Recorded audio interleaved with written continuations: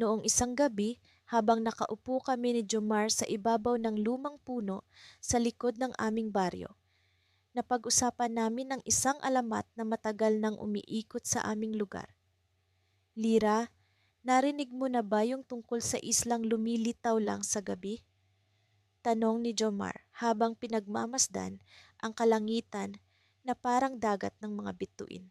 Oo, pero sabi nila, wala pang nakakakita noon. Sagot ko habang hinahagis ang isang maliit na bato sa ilog na dumadaloy malapit sa amin. Ang tubig ay kumikislap sa liwanag ng buwan, halos parang bumubulong ng mga lihim. Sabi ni Lola, may mga tao daw na nagpunta roon pero hindi na bumalik, patuloy ni Jomar, na may halong takot at pananabik sa kanyang boses. Ang kanyang mga mata ay puno ng pag-usisa habang nakatingin sa akin. Tumingin ako sa malayo, iniisip ang posibilidad. E paano kung totoo? Baka naman may magandang dahilan kung bakit hindi sila bumalik. Baka may mga kayamanan o kaya'y mga mahiwagang nilalang.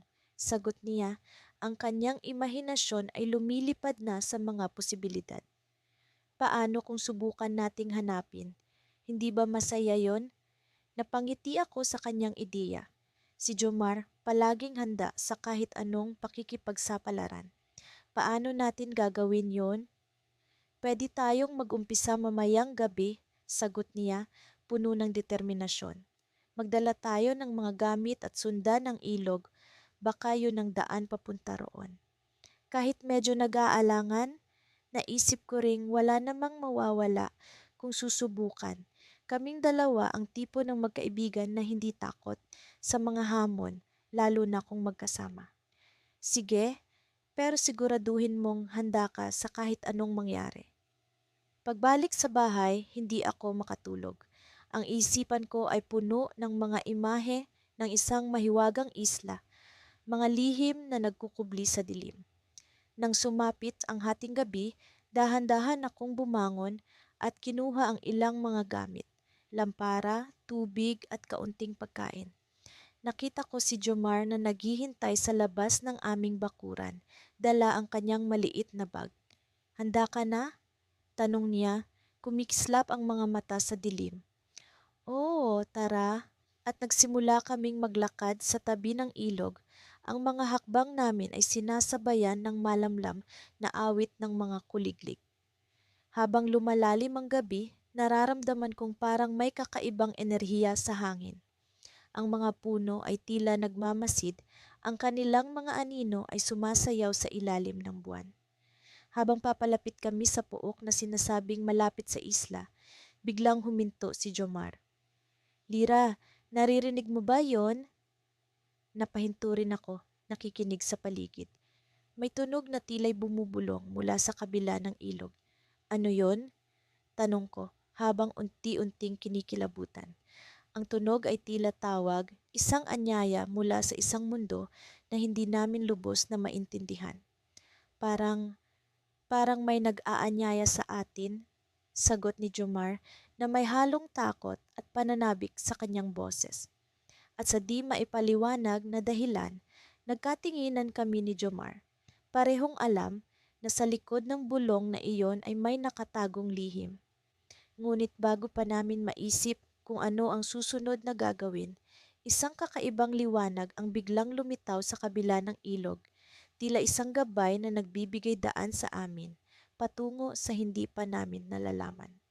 Sa unang bahagi ng aming pakikipagsapalaran, nagpasya kaming hanapin ang mahiwagang isla na, ayon sa mga alamat, ay lumilitaw lamang sa ilalim ng liwanag ng buwan. Ako si Miguel at kasama ko si Lila, ang matalik kong kaibigan mula pa noong kami musmos. Hindi namin alam kung ano ang naghihintay sa amin sa aming paglalakbay.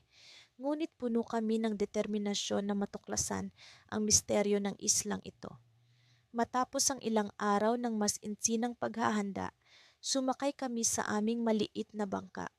Ang karagatan ay tila walang hanggan at ang alon ay naglalambing sa amin, tila sinasabi na may tinatago itong lihim na naghihintay na aming madiskubre. Ang pag-asa ay bumabalot sa amin habang unti-unting lumulubog ang araw sa kanluran at ang mga bituin ay nagsimulang kumislap sa kalangitan. Habang lumalalim ang gabi, ramdam ko ang kabog ng aking dibdib. Ang mga kwento ng mga matatanda sa aming nayon ay bumabalik sa aking isipan. Ang isla raw ay puno ng mga hiwaga at kakaibang nilalang. Ngunit ang takot ay napalitan ng pag-usisa at saya sa tuwing tinitingnan ko si Lila. Ang kanyang mga mata ay nagliliwanag na parang mga bituin at ang kanyang nangiti ay nagbibigay sa akin ng lakas ng loob. Wala akong ibang kasama sa paglalakbay na ito kundi siya at alam kong magkasama naming haharapin ang anumang hamon. Sa wakas, ang buwan ay umakyat sa kanyang trono sa kalangitan. Ang kanyang liwanag ay nagpakita ng kakaibang ningning sa tubig at sa di kalayuan ay nagpakita ang isang anyo, isang anino na tila lumilipad sa ibabaw ng dagat. Ang isla, hindi kami makapaniwala sa aming nakikita. Ang isla ay tila isang panaginip, lumilitaw na parabang alingawngaw lamang ng buwan. Habang papalapit kami, napansin namin ang kakaibang katahimikan. Walang ingay maliban sa banayad na pag-agos ng tubig. Nang makarating kami sa baybayin ng isla, nagulat kami sa aming natagpuan. Ang paligid ay puno ng mga puno na may mga dahong kumikinang na para bang gawa sa pilak. Ang hangin ay mabango, dala ang halimuyak ng mga bulaklak na hindi namin kilala. Ang lupa ay malambot sa ilalim ng aming mga paa, tila ba inaanyayahan kaming maglakbay pa sa loob. Habang naglalakad kami sa makipot na daan, naramdaman ko ang kakaibang paggalaw sa hangin. Tila may mga mata na nakamasid sa amin, ngunit hindi namin mawari kung saan nagmumula ang pakiramdam na iyon. Si Lila ay tila naramdaman din ito at nagkatinginan kami na may pag-intindi sa isa't isa. Ang isla ay puno ng mga misteryo at kami handang tuklasin ang mga ito. Pagdating namin sa gitna ng isla, nakita namin ang isang lumang tore na nakatayo sa gitna ng isang parang. Ang tore ay tila itinayo noong sinaunang panahon at sa kanyang pagkaluma ay naroroon ang isang kakaibang kagandahan. Nagpasya kaming pumasok at sa loob ay natagpuan namin ang hagdanan na paikot paakyat sa itaas. Habang umaakyat kami, naririnig namin ang mga tunog na tila humihinga ang tore.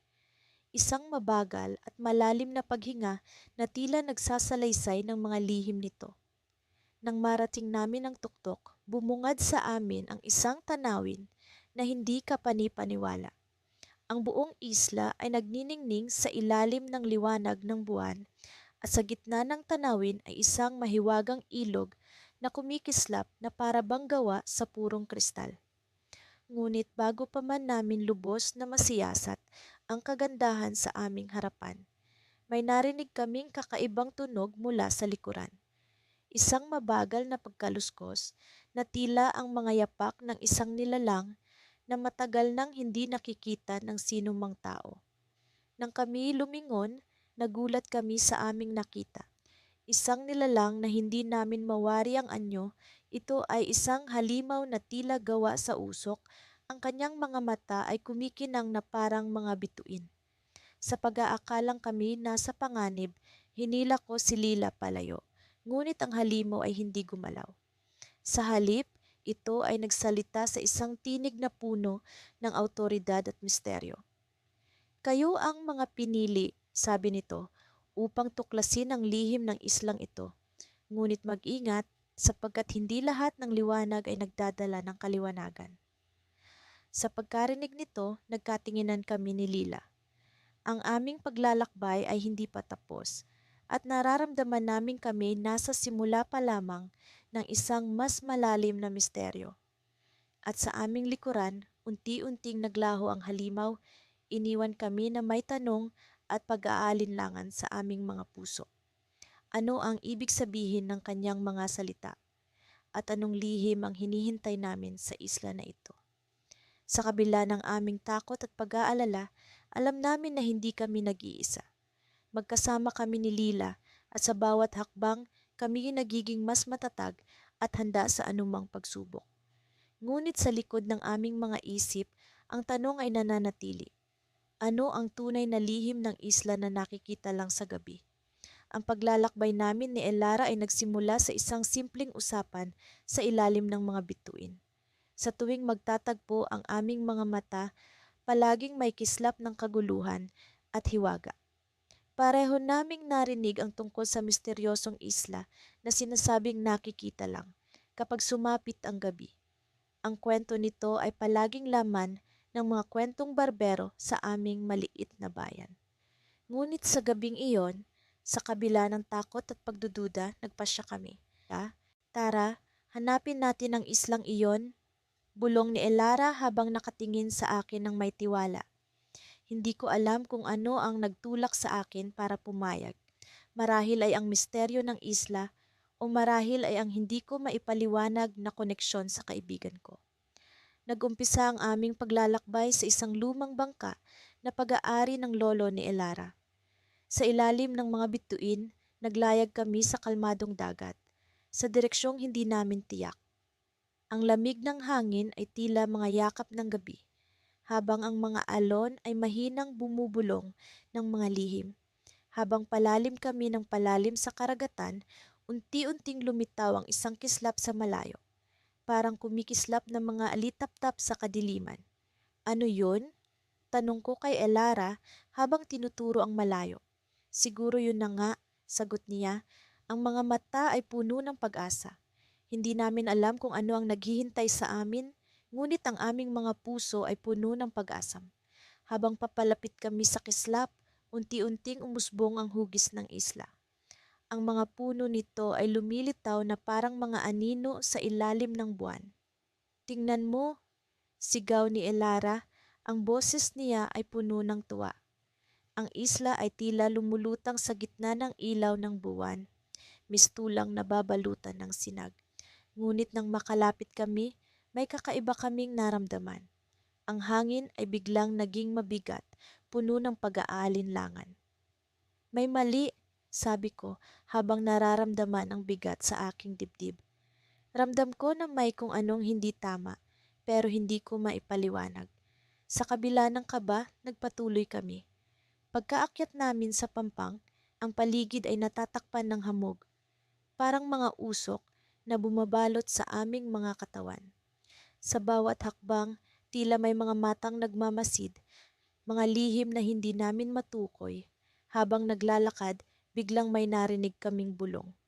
Mga tagapangalaga ng isla, sabi ng boses, malambing at parang galing sa kung saan. Napatigil kami, nagkatitigan. Ano yon?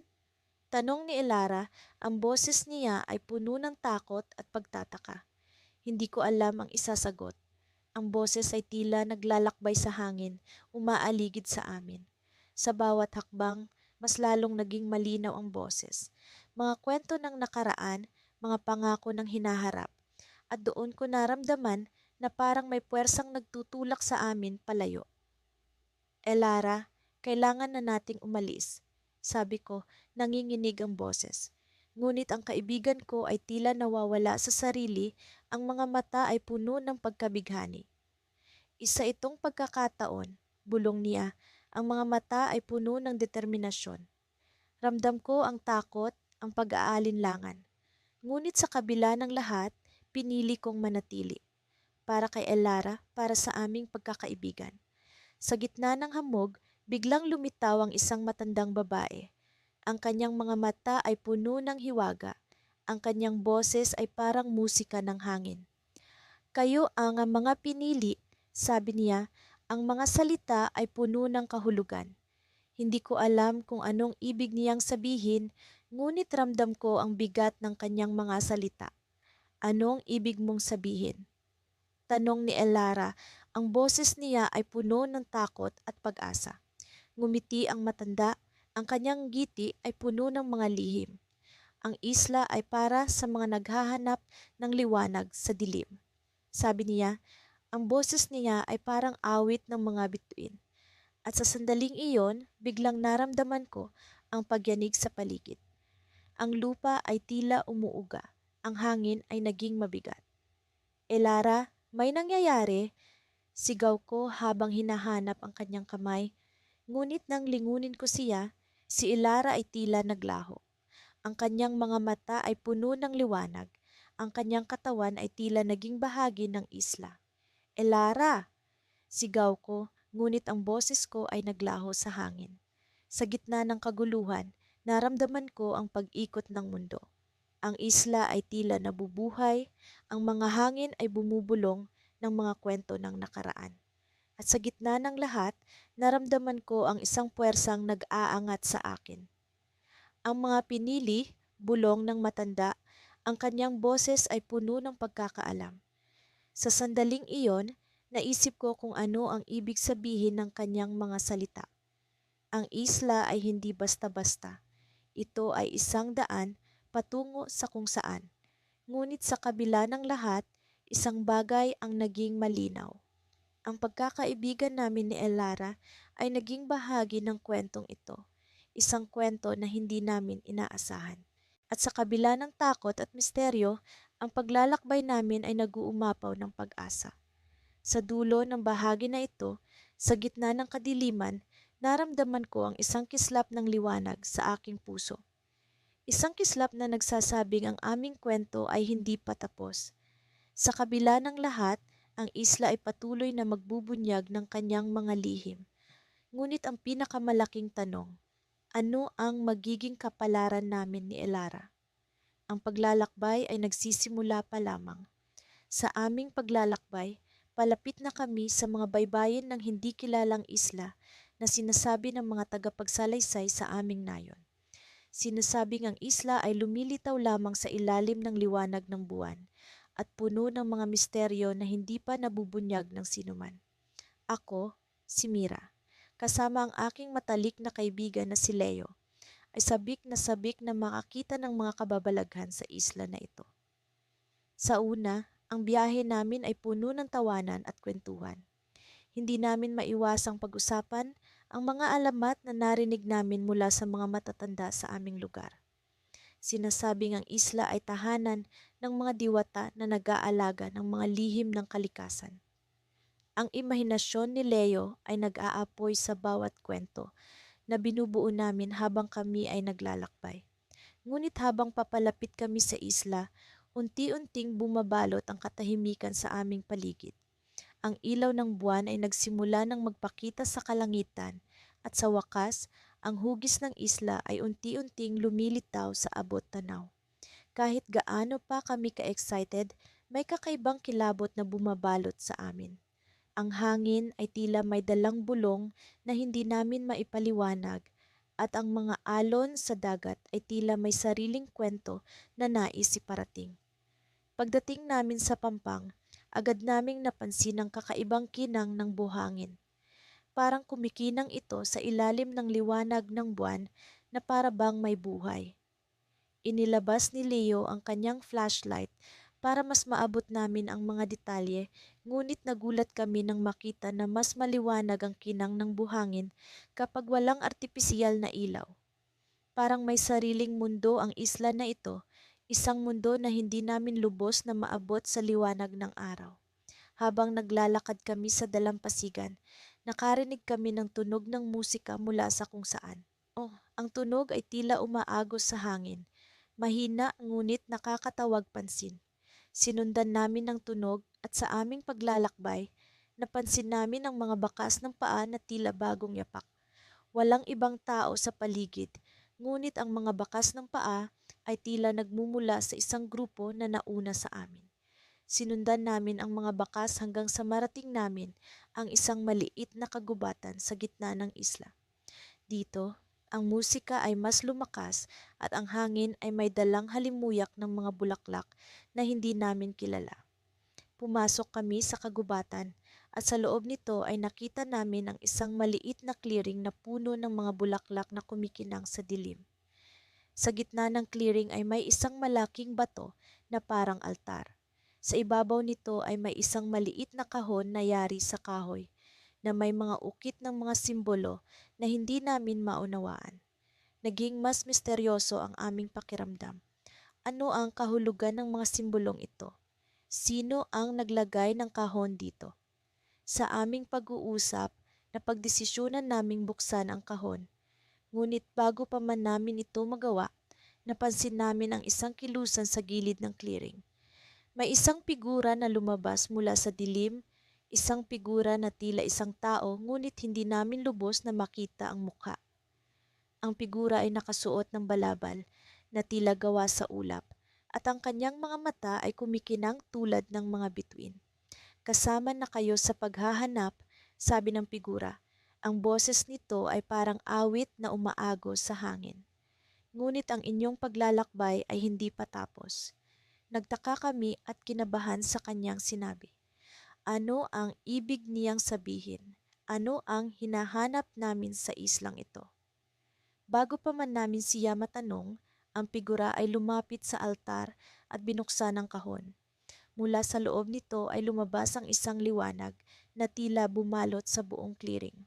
Ang liwanag ay nagbigay daan sa isang pagmumuni-muni ng isang mapa, ngunit hindi ito ordinaryong mapa. Ang mga lugar na nakasulat dito ay hindi sa mundo na alam namin. Ito ay isang mapa ng isang mundo na hindi pa namin naririnig, puno ng mga pangalan na hindi pa namin nababasa. Bukas ang daan, sabi ng figura, ngunit kayo ang pipili kung saan magsisimula.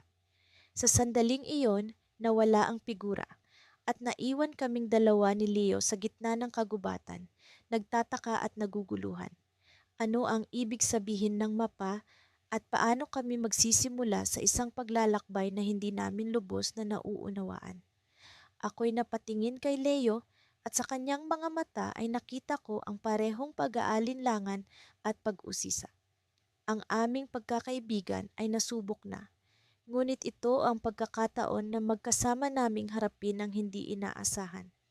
Ngunit bago pa kami makapag-usap, biglang umuga ang lupa na tila may paparating na panganib. Sa likod ng altar may isang hagdan pababa na unti-unting lumilitaw habang umaagos ang buhangin. Isa itong daan, isang daan patungo sa ilalim ng lupa. At sa sandaling iyon, napagtanto namin ang katotohanan. Ang isla ay hindi lamang ang misteryo na aming hinahanap. Ito ay isang pinto patungo sa isang mundo na puno ng mga lihim. At kami ang napili upang tuklasin ito. Ngunit handa na ba kami? Nagtapos ang gabi sa isang tanong na hindi namin agad masagot. Ngunit alam namin na ang paglalakbay na ito ay magiging bahagi ng aming pagkakaibigan. Isang paglalakbay na puno ng mga pagsubok at mga kababalaghan na hindi pa namin lubos na naiintindihan. Ngunit sa kabila ng takot, naroon ang pananabik na tuklasin ang hindi pa nabubunyag. Ang malamig na simoy ng hangin sa gabi ay tila nagdadala ng mahiwagang bulong mula sa kalaliman ng karagatan. Nakaupo kami ni Lila sa gilid ng bangka habang ang maliliit na alon ay naglalambing sa mga gilid nito. Ang buwan ay parang isang pilak na globo sa kalangitan. Nagbibigay liwanag sa aming paglalakbay. Matapos ang ilang araw ng paglalayag, nararamdaman kong papalapit na kami sa aming pakay, ang mahiwagang isla na nakikita lamang kapag gabi. Sa tingin mo ba, malapit na tayo, Sam? Tanong ni Lila habang nakatingin sa kalangitan na puno ng mga bituin. Ang kanyang mga mata ay puno ng pag-asa at pananabik, ngunit may bahid din ng pagdududa. Malapit na, Lila, sagot ko, sinusubukan kong maging kampante kahit na sa loob-loob ko ay may halong kaba at pananabik din. Nararamdaman ko na kahit papaano, hindi na tayo malayo. Matagal na naming naririnig ang mga alamat tungkol sa islang ito. Ang mga kwento ng matatanda sa baryo ay punong-puno ng hiwaga at misteryo. Ang isla, ayon sa kanila, ay hindi basta-basta nakikita ng kahit sino. Kailangan ng malinis na puso at tunay na layunin para makita ito. At ngayon, narito kami, umaasa na ang aming pagkakaibigan at layunin ay sapat na para makita ang mahiwagang isla. Habang naglalayag, napansin naming may kakaibang kislap sa harapan. Para itong liwanag na kumikislap sa malayo, tila nag-aanyaya na kami lumapit. Sam, nakita mo ba yon? Tanong ni Lila sabay turo sa direksyon ng liwanag. Oo, Lila, iyon na siguro ang senyales na malapit na tayo. Sagot ko habang pakiramdam ko'y bumilis ang tibok ng puso ko sa kaba at tuwa. Habang papalapit kami sa liwanag, unti-unting lumilinaw ang anyo ng isla. Isang mahiwagang tanawin ang bumungad sa amin. Ang mga puno ay tila kumikinang, at ang buhangin sa dalampasigan ay parang mga bituing bumagsak mula sa kalangitan. Ngunit sa gitna ng kagandahang ito, may isang bagay na hindi ko maipaliwanag. Parang may kakaiba, Sam, sabi ni Lila habang nakayapak na kami sa dalampasigan ng isla. Parang may ibang presensya. Sa kabila ng aming tuwa, naramdaman ko rin ang kakaibang enerhiya ng lugar. Parang may mga matang nagmamasid at mga bulong na hindi ko mawari. Oo, Lila, parang may ibang nilalang sa paligid, sagot ko, habang patuloy na lumalakad sa loob ng isla. Habang iniikot namin ang isla, natagpuan namin ang isang sinaunang altar na puno ng ukit. Ang mga simbolo ay hindi namin maintindihan, ngunit tila may kwento itong nais iparating. Bigla, naramdaman ko ang malamig na hangin na dumaan sa aming tabi at sa isang iglap, parang may kumikislap na imahe sa ibabaw ng altar. Sam, tingnan mo, sigaw ni Lila habang nakaturo sa imahe na unti-unting nagiging malinaw. Isa itong anyo ng matandang lalaki na may mahaba at puting balbas. Maligayang pagdating, mga batang naglalakbay, sabi ng imahe sa isang boses na tila mula sa kalaliman ng panahon. Ako si Orin, tagapangalaga ng islang ito. Hindi kami makapaniwala sa aming naririnig. Isang tagapangalaga, at paano niya nalalaman ang tungkol sa aming paglalakbay? Bakit mo kami tinawag dito? Tanong ko, sinusubukang itago ang kaba. Ang inyong pagkakaibigan at layunin ang nagdala sa inyo dito. Ngunit may mas malaking dahilan kung bakit kayo naririto. Paliwanag ni Orin. Ang kanyang boses ay punong-puno ng kabatiran. Bigger reason? Tanong ni Lila, halatang naguguluhan. Anong ibig mong sabihin? Bawat nilalang na nakakarating sa islang ito ay may misyong dapat gampanan. At para sa inyo, ito ay ang pagtuklas ng inyong tunay na pagkatao at ang lihim ng inyong pagkakaibigan. Sagot ni Orin habang ang kanyang imahe ay unti-unting naglalaho. Hindi pa man namin nagawang magtanong pa, biglang may malakas na pagyanig sa paligid. Ang lupa ay tila nabuhay at ang mga puno sa paligid ay nagsimula ng magsalita sa isang wikang hindi namin maintindihan. Lila, anong nangyayari? Tanong ko habang hinahanap ang kanyang kamay. Sam, kailangan nating malaman ang ibig sabihin ng lahat ng ito, sagot ni Lila habang mahigpit niyang hinawakan ang aking kamay.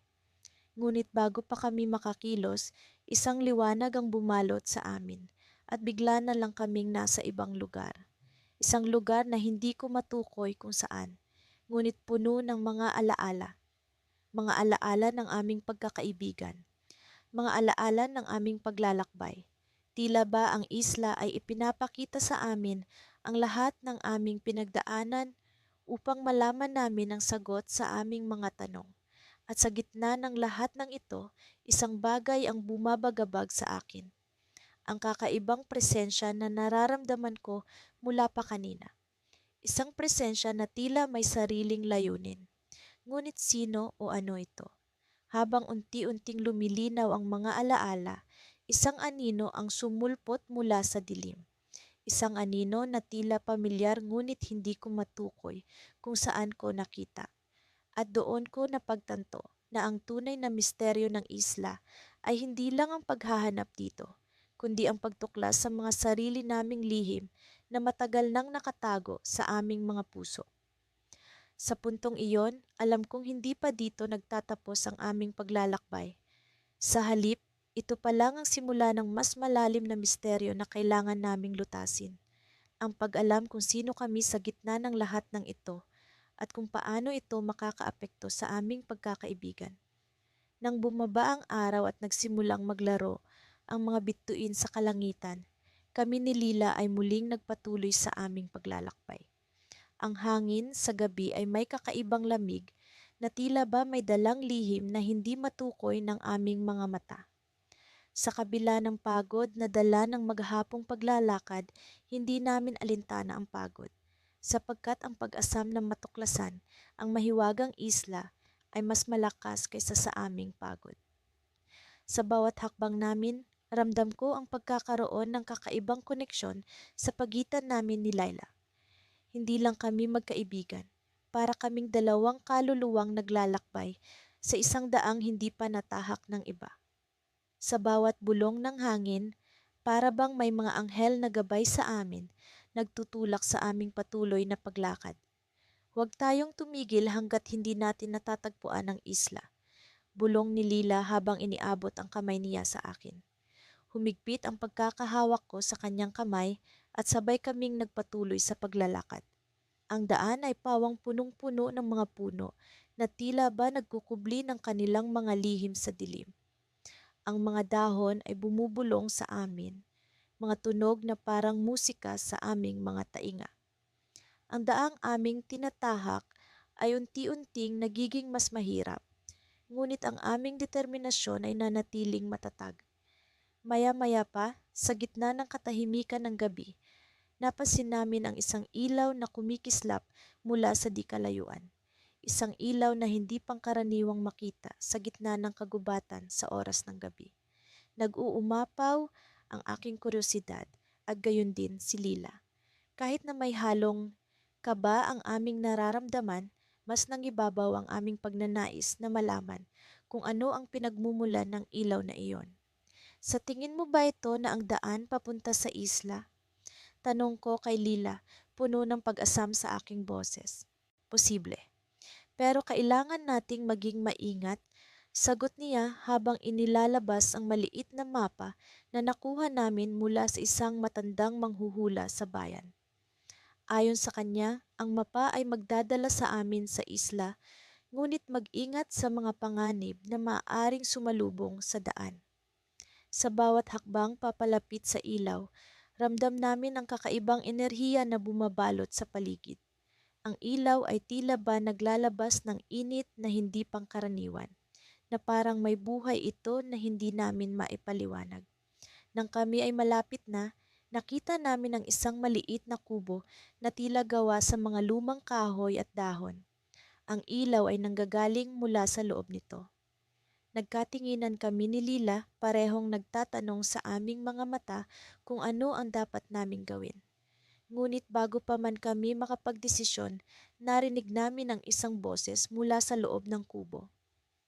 Maligayang pagdating, mga bata. Matagal ko na kayong hinihintay. Biglaang bumilis ang tibok ng puso ko. Sino ang taong ito? Paano niya kami nalaman? Kahit na puno ng takot, hinila kami ng aming kuryosidad papasok sa kubo. Sa loob, natagpuan namin ang isang matandang lalaki. Ang kanyang mga mata ay tila ba puno ng mga lihim ng mundo. Kayo ba ang magkaibigan na hinahanap ang isla na nakikita lang sa gabi? Tanong niya, ang kanyang tinig ay may halong hiwaga at kabaitan. Opo, sagot ni Lila, hindi nag-atubili. Paano mo nalaman? Ngumiti ang matanda, ipinatong ang kanyang kamay sa isang lumang aklat na nakalatag sa mesa. Ang isla ay hindi basta-basta natatagpuan ng sinuman. Tanging ang mga may dalisay na puso at matatag na pagkakaibigan ang maaaring makalapit dito. Nagkatinginan kami ni Lila at sa sandaling iyon, naramdaman ko ang lalim ng aming pagkakaibigan. Ngunit bago pa man kami makapag-usap, biglang lumakas ang hangin sa labas. Ang mga dahon ay nagsimulang magsayaw sa hangin at ang ilaw sa kubo ay kumikislap. May isa pang pagsubok na kailangan ninyong pagdaanan, sabi ng matanda. Ang kanyang boses ay tila ba naging mas seryoso. Ang isla ay may bantay, isang nilalang na nagmamasid sa mga nais makapasok. Hindi ko alam kung ano ang ibig niyang sabihin, ngunit ang kanyang mga mata ay nagbigay sa akin ng babala. Kailangan ninyong magtiwala sa isa't isa sapagkat ang tunay na pagsubok ay hindi sa paglalakbay, kundi sa inyong pagkakaibigan. Bago pa man kami makapagtanong ulit, biglang naglaho ang matanda na para bang ambon sa hangin. Ang kubo ay napuno ng kadiliman at ang tanging gabay namin ay ang liwanag ng mga bituin sa langit. Sa paglabas namin ni Lila, isang hindi maipaliwanag na pakiramdam ang bumalot sa amin. Alam namin na ang aming paglalakbay ay hindi pa tapos at sa kabila ng mga pagsubok na darating, kailangan naming manatiling magkasama. Sa di kalayuan, ang mga anino ng kagubatan ay nagsimulang gumalaw, tila ba may mga mata na nakamasid sa amin. Dumaan ang isang malamig na hangin at sa likod nito, narinig namin ang isang bulong, isang babala na ang tunay na pagsubok ay magsisimula na. At sa sandaling iyon, alam namin na ang aming paglalakbay ay mas misteryoso kaysa sa inaakala namin. Ang dilim ng gabi ay bumalot sa paligid habang kami ni Naya ay nagpatuloy sa aming paglalakbay. Ang malamlam na liwanag ng buwan ang tanging gabay namin sa paglakad sa makipot na daan patungo sa sinasabing isla na nakikita lamang sa gabi. Sa kabila ng pagod na nararamdaman, hindi namin kayang bumitaw sa pag-asang matutuklasan namin ang lihim na bumabalot sa misteryosong lugar na ito. Sa bawat hakbang, nararamdaman ko ang kakaibang enerhiya na tila umusbong mula sa lupa. Ravi, nararamdaman mo ba ito? Tanong ni Naya, habang ang kanyang mga mata ay nanlilisik sa excitement at takot. Tumango ako. Hindi ko rin maipaliwanag ang pakiramdam na tila may kakaibang puwersa na humihila sa amin patungo sa isla. Nagpatuloy kami sa paglalakad hanggang sa marating namin ang isang maliit na clearing. Ang hangin ay tila umiikot sa paligid at ang mga puno ay humuhuni sa isang ritmo na parang musika. Dito, napansin namin ang isang lumang mapa na nakabaon sa lupa. Ang mga detalye nito ay halos burado na, ngunit sapat pa rin para makita ang isang guhit na tila patungo sa direksyon ng isla. Ravi, sa palagay mo ba ito na ang hinahanap nating daan? Tanong ni Naya habang inaaral ang mapa. Walang kasiguraduhan, Nea, pero ito na lang ang tangi nating pag-asa, sagot ko, habang dinarama ang bigat ng desisyon. Alam namin na kahit ano ang gawin namin, hindi kami tumitigil hanggat hindi namin natutuklasan ang hiwaga ng isla. Habang sinusundan namin ang guhit sa mapa, ang paligid ay nagsimulang magbago. Ang mga puno ay naging mas malalaki at mas makapal. Ang mga dahon ay tila nagliliwanag sa dilim. Ang amoy ng dagat ay unti-unting pumuno sa hangin, senyales na kami ay papalapit na sa aming destinasyon. Sa wakas, narating namin ang gilid ng isang bangin kung saan matatanaw ang karagatan. Sa kabila ng aming pagod, ang kagandahan ng tanawin ang nagbigay sa amin ng bagong sigla. Isang maliit na isla, tila lumilitaw mula sa kawalan, ang makikita sa malayo. Ang tubig sa paligid ay kumikinang na parang mga bituin sa kalangitan. Ravi, ito na nga, bulalas ni Naya habang kami ay nakatayo sa gilid ng bangin. Ang excitement sa kanyang boses ay nagbigay sa akin ng lakas. Ngunit isang kakaibang bagay ang aking napansin. Ang isla ay tila lumilitaw lamang kapag hindi kami nakatingin direkta rito. Sa gilid ng aming mga mata, ito'y nariyan. Pero sa tuwing tititigan namin, ito'y nawawala. Naya, may kakaiba sa islang ito, sabi ko. Hindi natin ito matitigan ng diretsyo. Parang isang ilusyon lamang. Nagkatinginan kami, puno ng pag-aalinlangan pero mas nangibabaw ang aming kagustuhang matuklasan ang misteryo. Nagdesisyon kami na bumaba patungo sa dagat. Sa bawat hakbang, ang enerhiya ay tila lumalakas at ang isla ay mas lalong nagiging malinaw sa aming paningin. Ngunit habang kami ay papalapit, isang kakaibang tunog ang aming narinig. Isang boses na tumatawag sa amin mula sa isla. Ravi, Naya, halik kayo, ang sabi ng boses, puno ng lambing na ngunit may halong pag-uutos. Nagkatinginan kami, puno ng pagtataka at tanong. Sino ang tumatawag sa amin? Ang aming mga puso ay bumilis ang tibok, ngunit ang hangin sa paligid ay tila bumalot sa amin ng kapayapaan. Sa kabila ng takot, nagpatuloy kami patungo sa tubig, naglalakad sa ibabaw ng dagat na tila naging solidong lupa sa ilalim ng aming mga paa. Habang kami ay papalapit, ang boses ay lalong lumilinaw at mas nagiging pamilyar ang tono. Ravi, ito ay parang simula ni Naya, ngunit hindi niya natapos ang kanyang sasabihin. Nagulat kami sa aming nakita. Isang silweta na nakatayo sa baybayin ng isla. Ang silweta ay tila isang tao, ngunit walang tiyak na anyo. Ang kanyang presensya ay puno ng liwanag at ang kanyang kamay ay nakalahad sa amin. Halika, nandito ang kasagutan sa lahat ng inyong tanong. Ang sabi nito, ngunit sa likod ng kanyang tinig ay may halong lungkot. Habang naglalakad kami papalapit, ang paligid ay nagbago. Ang isla ay tila naging mas malaki at ang hangin ay puno ng mga bulong ng mga hindi nakikitang nilalang. Ravi, Naya, hindi ito isang ordinaryong isla. Ito ang isla ng mga nawawalang alaala, ang sabi ng silweta, habang ang kanyang anyo ay unti-unting nagiging malinaw.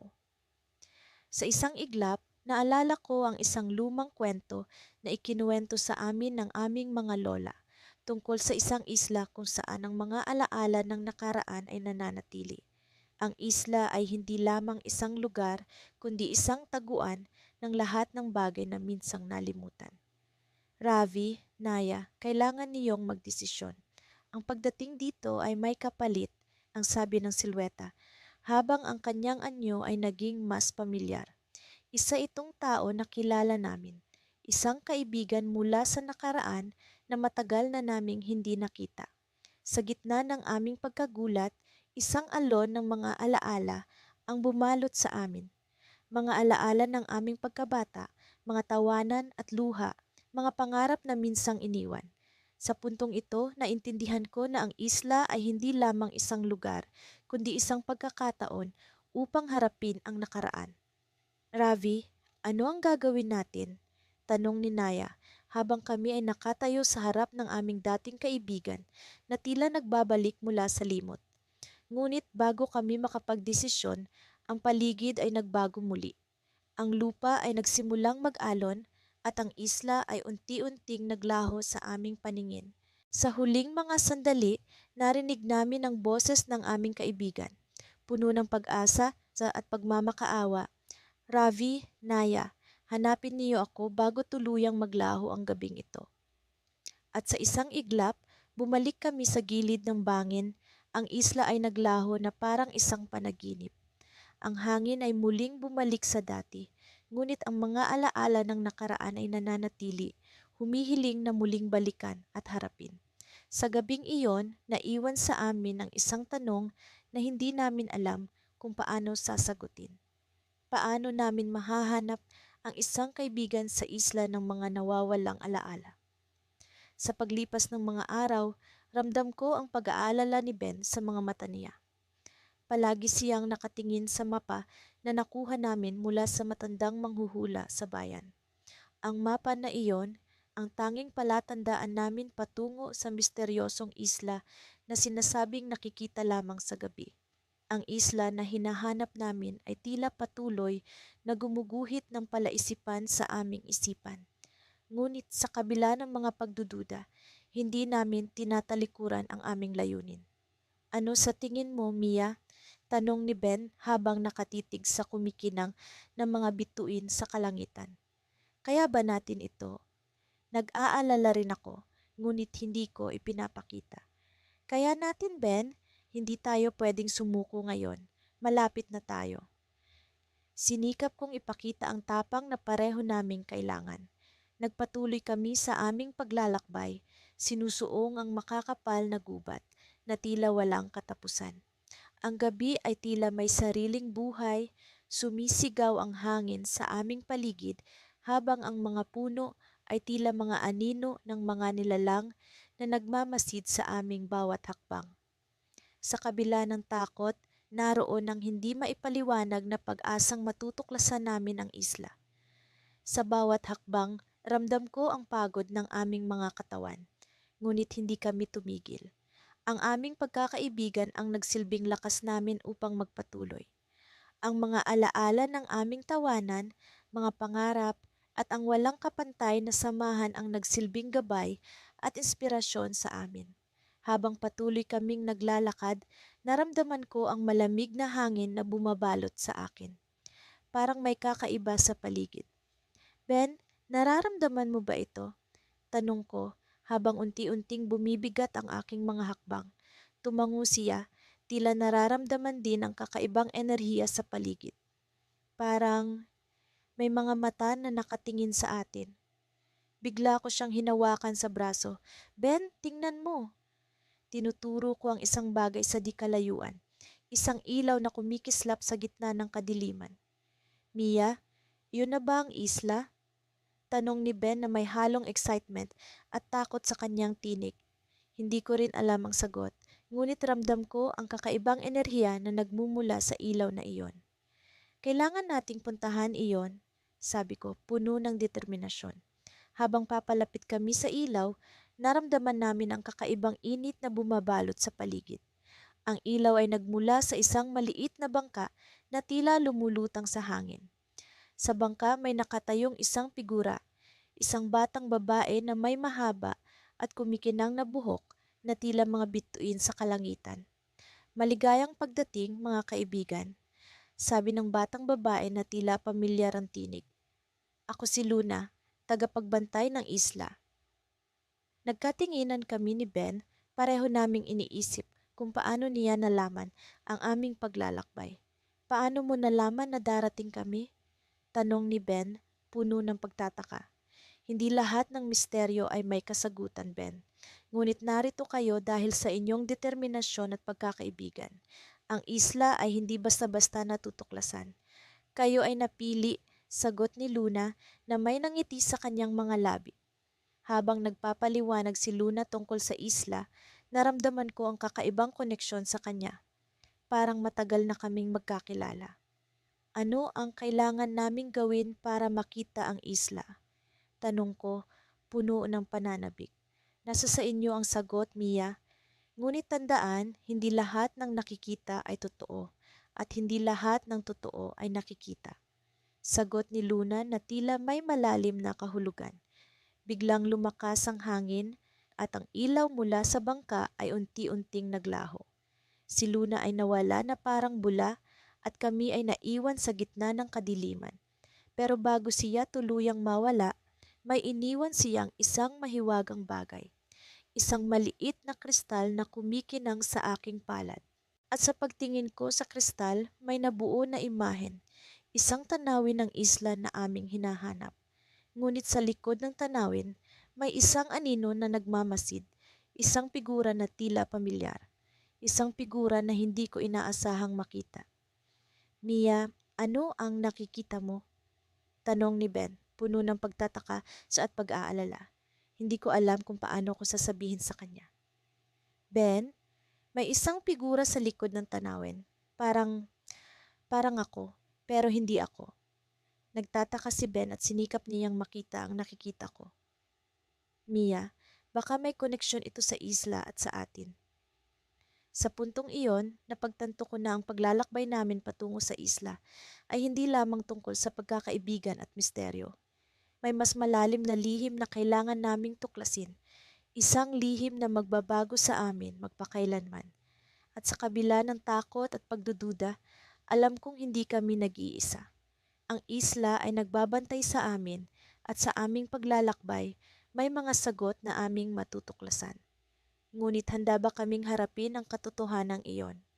Sa muling pagtapak namin sa bangin, ang malamig na hangin ay tila humuhuni ng isang sinaunang awit. Ang kanyang mga nota ay naglalakbay sa aming mga balat. Sa kabila ng dilim, ang mga bituin ay nagningning na parang mga mata ng mga diwata, nagmamasid sa aming bawat hakbang. Hindi ko lubos maisip kung paano nagsimula ang lahat ng ito, ang aming paglalakbay para hanapin ang mahiwagang isla na nakikita lamang sa gabi. Ngunit ngayon, narito kami ni Lira, ang aking matalik na kaibigan, sa gilid ng kwento na aming pinaglalabanan. Sigurado ka ba na ito ang tamang lugar? Tanong ni Lira, ang kanyang tinig ay puno ng alinlangan, ngunit may halong pananabik. Tumango ako, bagaman sa loob-loob ko'y may bahagyang pag-aalinlangan.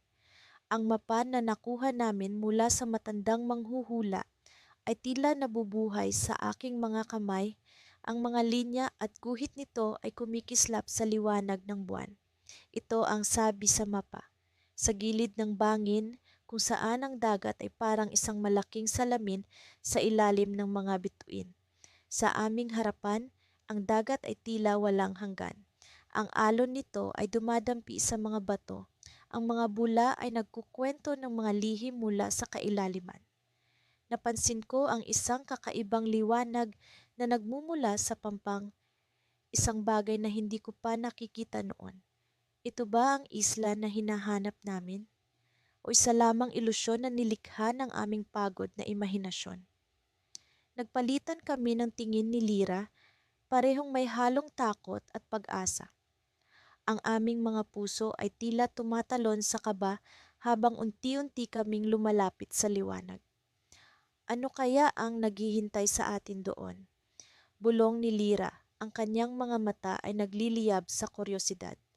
Hindi ko alam ang kasagutan, ngunit isang bahagi ng akin ay nagsabing kailangan naming sumubok. Ang aming pakikipagsapalaran ay hindi tungkol sa mga sagot, kundi sa mga tanong na patuloy na bumabalot sa amin. Sa aming paglapit, ang liwanag ay naging mas malinaw, mas maliwanag, isang pintuan patungo sa isang mundo na hindi namin lubos na nauunawaan. Sa wakas, narating namin ang gilid ng bangin kung saan ang liwanag ay nagsimulang bumalot sa amin. Sa ilalim nito, ang tubig ay tila naging kristal, ang kanyang kalmado ay isang kabaligtaran ng kaguluhan sa aming mga dibdib. Ang liwanag ay hindi nagmula sa isla, kundi sa isang lumang parol na nakalutang sa dagat, tila nag-aanyaya sa amin na sumakay. Lira, tingnan mo iyon. Sigaw ko, ang aking tinig ay puno ng pagkamangha. Isang parol? Ngunit paano? Hindi namin alam kung paano ito posible. Ngunit bago pa man namin magawa ang anumang desisyon, ang parol ay nagsimulang umusad, tila may sarili itong buhay. Sa kabila ng aming pag-aalinlangan, nagdesisyon kaming sundan ito. Ang aming mga hakbang ay naging mas mabilis, ang aming mga puso ay puno ng pag-asa. Habang kami patuloy na naglalakad, unti-unting nagbago ang paligid. Ang hangin ay tila naging mas mabigat at ang tunog ng mga alon ay naging mas mahina. Ang dagat ay parang nagbukas ng isang lihim na daan, isang daan na hindi namin alam kung saan patungo. Sa kabila ng lahat, ang parol ay patuloy na umaagos. Ang kanyang liwanag ay nagsilbing gabay sa aming paglalakbay. Ngunit sa isang iglap, huminto ito. Ang paligid ay biglang naging tahimik. Ang katahimikan ay tila nagbabadya ng isang bagay na hindi namin inaasahan. Aris, tingnan mo! Bulong ni Lira, ang kanyang tinig ay puno ng takot at pagkamangha. Sa harapan namin, sa ilalim ng liwanag ng parol, isang maliit na isla ang lumitaw. Ang kanyang mga puno ay tila gawa sa kristal, ang lupa nito ay kumikinang sa liwanag ng buwan. Ngunit hindi iyon ang ikinagulat ko. Sa gitna ng isla, isang malaking pintuan ang nakatayo. Ang kanyang kahoy ay tila buhay, naglalabas ng mga ugat na umuusbong sa lupa.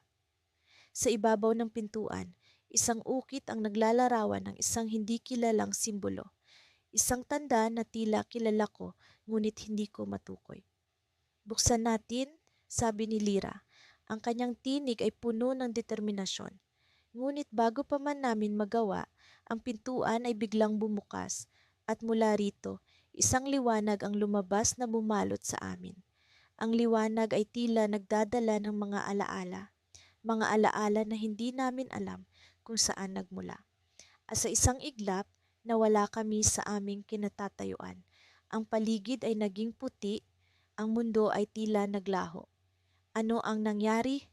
Saan kami dinala ng pintuan? Hindi ko alam. Ngunit sa pagkakatayo namin sa kawalan, isang bagay ang naging malinaw. Ang aming paglalakbay ay malayo pa sa katapusan, at ang isla na nakikita lamang sa gabi ay may lihim na hindi pa namin lubos na nauunawaan.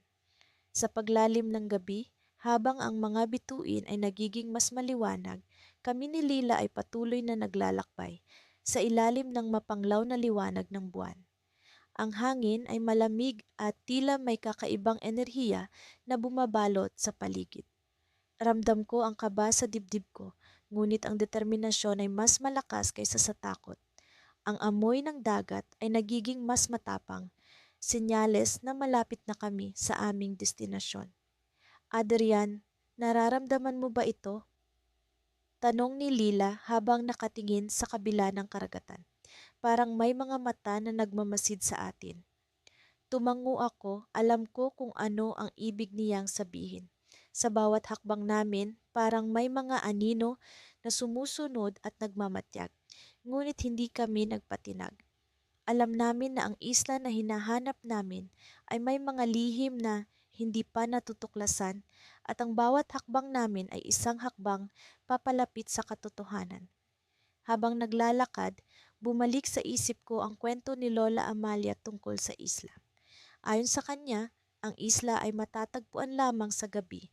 Sa oras kung kailan ang dagat ay tila salamin at ang mga bituin ay sumasalamin dito. Sabi niya, ang isla ay puno ng mahiwagang nilalang na nagtatago mula sa liwanag ng araw. Ang mga nilalang na ito ay may kakayahang magbago ng anyo at magbigay ng sagot sa mga tanong na hindi pa nalalaman ng mundo. Adrian, tingnan mo, biglang sigaw ni Lila, itinuturo ang isang bagay sa malayo. Sa kabila ng karagatan, may isang tila kumpol ng mga liwanag na kumikislap sa ibabaw ng tubig. Parang mga alitaptap na nagsasayaw sa hangin. Ang mga liwanag na ito ang naging gabay namin patungo sa isla. Nagmadali kaming tumakbo patungo sa bangka na nakatali sa tabi ng dalampasigan. Nagsimula kaming magsagwan, ang tunog ng tubig na bumabayo sa gilid ng bangka ay tila musika sa aming pandinig. Sa bawat sagwan, ang mga liwanag ay nagiging mas maliwanag, parang inaanyayahan kaming lumapit. Habang papalapit kami, ang isla ay unti-unting nagkakaroon ng anyo. Ang mga puno ay tila nagsasayaw sa hangin at ang mga bulaklak ay kumikislap, sumasabay sa ritmo ng mga alon. Ang isla ay tila isang paraiso na puno ng kagandahan at misteryo. Paglapag namin sa pampang, hindi ko mapigilang magtaka sa kakaibang enerhiya na bumabalot sa paligid. Ang lupa ay tila sumisipsip sa bawat hakbang namin, at ang hangin ay puno ng mga bulong na hindi namin maunawaan. Ngunit sa kabila ng mga ito, nararamdaman ko ang isang kakaibang koneksyon sa lugar na ito. Parang bahagi na ito ng aming pagkatao. Lila, pakiramdam ko na tayo ay nasa tamang lugar, sabi ko sa kanya habang naglalakad kami patungo sa gitna ng isla. Ngunit sa gitna ng aming paglalakbay, biglang may narinig kaming tunog. Isang mabagal at malalim na ugong na nagmumula sa ilalim ng lupa. Napahinto kami at nagkatinginan, alam namin na may kakaibang nangyayari. Saan kaya galing yon? Amin din tanong ni Lila. Kita ang pag-aalala sa kanyang muka. Hindi ko alam ang sagot, ngunit ang ugong ay nagsimulang maging mas malakas at ang lupa ay tila nagsisimulang gumalaw. Biglang, ang paligid namin ay nagbago. Ang mga puno at bulaklak ay nagkakaroon ng buhay at sa harapan namin may lumitaw na isang malaking pader na tila gawa sa mga kristal. Adrian, tingnan mo, ano ito? Tanong ni Lila habang kami ay naglalakad palapit sa pader. Habang lumalapit kami, napansin ko ang mga inskripsyon sa ibabaw ng kristal. Mga simbolo at letra na hindi ko pa nakikita, ngunit tila may ibig sabihin. Ang mga ito ay kumikislap sa ilalim ng liwanag ng buwan at sa bawat paggalaw namin ay nagbabago ang kanilang anyo. Biglang may naramdaman akong kakaibang enerhiya na nagmumula sa pader. Isang puwersa na tila humihila sa akin papalapit. Lumapit ako at sa aking pagdampi sa pader, biglang nagliwanag ang mga inskripsyon. Nagkaroon ng tunog, isang melodiya na puno ng misteryo at kababalaghan. Adrian, ano nangyayari? Tanong ni Lila, kita ang pagkamangha sa kanyang mukha. Ngunit bago pa man ako makasagot, ang pader ay biglang nagbukas at sa harapan namin ay lumitaw ang isang portal na puno ng liwanag. Isang portal na tila nag-aanyaya sa amin na pumasok at tuklasin ang mga lihim na nakatago sa kabila nito. Hindi ko alam, Lila, ngunit pakiramdam ko, ito na ang sagot sa lahat ng aming mga tanong. Sagot ko, habang kami ay unti-unting lumalapit sa portal. Sa bawat hakbang namin, ang liwanag ay nagiging mas maliwanag at ang tunog ay mas nagiging malinaw. Sa kabila ng takot at kaba, nararamdaman ko ang isang kakaibang tapang sa puso ko. Alam ko na ang paglalakbay namin ay hindi pa tapos, ngunit ang portal na ito ay maaaring maging simula ng isang bagong paglalakbay na puno ng mga hiwaga at kaalaman. Nang kami ay nasa harapan na ng portal, biglang may narinig kaming bulong. Isang boses na puno ng pagmamahal at pag-asa. Tuloy kayo, Adrian at Lila. Ang mga lihim ng isla ay naghihintay sa inyo. Sa pagpasok namin sa portal, biglang nagbago ang lahat. Ang paligid namin ay naging isang mundo na puno ng kulay at liwanag. Isang mundo na puno ng mga tanong at sagot, at sa gitna nito naramdaman namin ang isang kaligayahan na hindi pa namin nararamdaman. Ngunit sa kabila ng kagandahan, alam namin na ang paglalakbay namin ay hindi pa tapos at ang mga lihim ng isla ay patuloy na magbibigay sa amin ng mga tanong na kailangan naming sagutin. Habang patuloy kaming naglalakad sa madilim na kagubatan, nararamdaman kong unti-unting bumibigat ang aking hakbang. Si Lila, ang matalik kong kaibigan, ay tahimik na naglalakad sa aking tabi, tila ba sinisipsip din ng paligid ang kanyang sigla. Kami magkaibigan mula pa sa pagkabata at ang aming paglalakbay patungo sa mahiwagang isla na nakikita lamang sa gabi ay puno ng mga hindi inaasahang pangyayari. Sigurado ka bang tama ang direksyong ito, Lucas? Tanong ni Lila habang binabasag ang katahimikan. Bagamat panatag ang kanyang tinig, ramdam ko ang pag-aalinlangan sa likod nito. Tiwala lang, Lila, sagot ko, kahit na sa loob-loob ko'y may pagdududa rin. Ang mapa na nakuha namin mula sa isang matandang manghuhula sa bayan ay tila ba patuloy na gumuguhit ng landas na hindi namin lubos na mawari. Gayunpaman, mayroon akong nararamdamang kakaibang puwersa na nagtutulak sa akin na sundan ito. Sa gitna ng aming paglalakbay, napansin kong unti-unting nagbabago ang paligid. Ang mga puno sa paligid ay tila nagtataglay ng sarili nilang buhay. Ang mga ugat nito'y gumagalaw at tila ba may mga matang nakamasid sa amin. Kaibigan, bulong ng hangin na nagpatindig sa aking balahibo. Hindi ko alam kung ito'y bunga ng aking imahinasyon, ngunit ang pakiramdam ng pagiging sinusundan ay hindi ko matakasan. Habang papalapit ang gabi, ang liwanag ng buwan ay unti-unting nagiging gabay namin. Bumungad sa amin ang isang malapad na lawa na tila ba kumikinang sa ilalim ng sinag ng buwan. Sa gitna nito may aninong bumabalot sa isang bagay na tila ba lumulutang. Ito na kaya ang isla? Tanong ni Lila, ang kanyang mga matay kumikislap sa pag-asa. Lumapit kami sa gilid ng lawa at sa bawat hakbang ay nagiging mas malinaw ang anyo ng isla na tila ba nakalutang sa gitna nito. Ang tubig ay tila ba may sariling buhay, kumikilos ito na parang may sariling intensyon. Halika, Lucas, sabi ni Lila. Hinila niya ako patungo sa isang bangka na tila ba naghihintay sa amin. Nang kami nasa bangka na, nagulat ako nang biglang umandar. Ito ng kusa, para bang may gabay na hindi nakikita. Ang malamig na hangin ay humahaplos sa aming mga pisngi at ang ingay ng tubig na humahampas sa pampang ay tila ba musika na nagpapaalala sa amin na kami papalapit na sa aming destinasyon. Sa wakas, narating namin ang isla. Ang mga puno dito ay may kakaibang kinang, ang mga dahon ay kumikislap na parang mga bituin.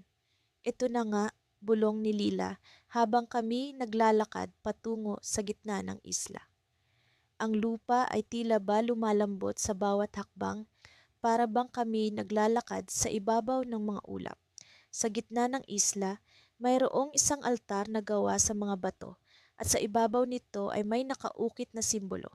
Hindi ko maipaliwanag, ngunit ang simbolo'y tila ba pamilyar sa akin. Lucas, tingnan mo, sabi ni Lila, itinuturo ang mga ukit. Ito ang simbolo na nakita natin sa mapa. Habang pinagmamasdan ko ang ukit, bigla akong nakaramdam ng kakaibang enerhiya na tila ba dumadaloy mula sa lupa patungo sa aking katawan. Ano ito?